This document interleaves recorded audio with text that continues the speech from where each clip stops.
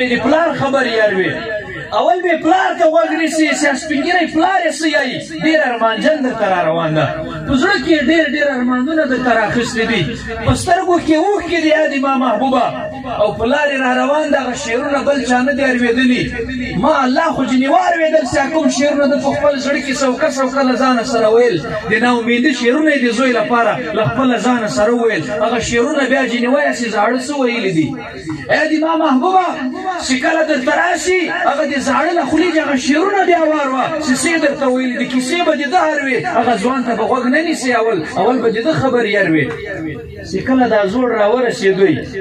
سترګو کې اوښکې دي اوښکې پاکوي نورې اوښکې راځي زوی مې ناسته زه د رسول الله بارګاه ته راوغوښتلم پېدې ما شکایت یې کړی ده هر سړی د ځانه سره سوچ وکړي نو ځان دی عجب غوندې ورته ښکارېږي چې کله راورسېدو سلام یې عرض کوئ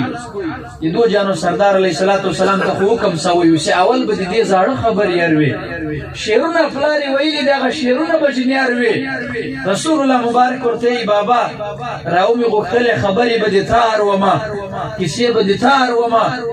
زوی خبرې د زه نه اروم د تا خبرې اروم ته به خپل بیان راته کې زوی د داسې داسې ویلي دي او ای بابا چې پلار یې را روان یو څه شعرونه دې له ځانه سره وویل په زړه زړه کې د شعرونه ویل هغه شعرونه خو راته وایه های های های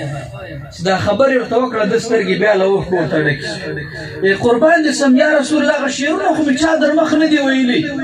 یا رسول الله چا نه دي راجع اورېدلي د زوی لپاره مې په خپل زړه کې پټ پټ ځانه سره ویل الله تعالی هغه شعرونه هم له تا جنې دي پټ کړي ای الله تعالی ما ته وویل خو ای بابا شعرونه ته راته وایه چې کله د شعرونه ورته شروع کړه هغه د شعرو معنا څه ده دی ورته یې زویه ته چې کله کم وې چې کله به ته ناجوړه وې د تا په ناجوړتیا کې به زه در سره ناجوړه وم د ما زویه چې کله به تا ته د شپې خوب نه درتوی بیماره به ولې د تا د بېخوبۍ له وجه به ما ته هم خوب نه راتو ما به شپه په ویښه در سره تېره کړه د ما زویه چې تا به خوراک نه کاو بیماره به ولې ما ته به خوراک خوند نه راکاو د ما زویه د تا ارمانونه مې در پوره کړو په غېږ کې مې رالوی کړې غریبي مزدوري تکلیفونه هر څه مې به ځان راونیول خو د تا هر جایز روا حاجت مې در پوره کړی ده رالوی مې کړې د ما خو ډېره مینه وه در سره د ما بچی ولې چې د شپې به کله د تا جی لوند سوی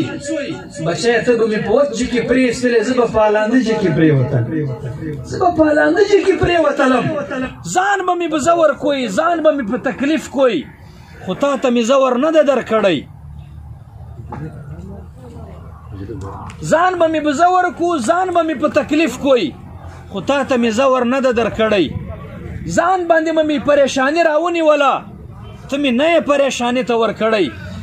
زویه دا ورځ به ما لیدله چې د الله محبوب دربار ته به زه را روان یم او زوی به مې شکایت کي ما خو دغه لپاره ته نه وې رالوی کړی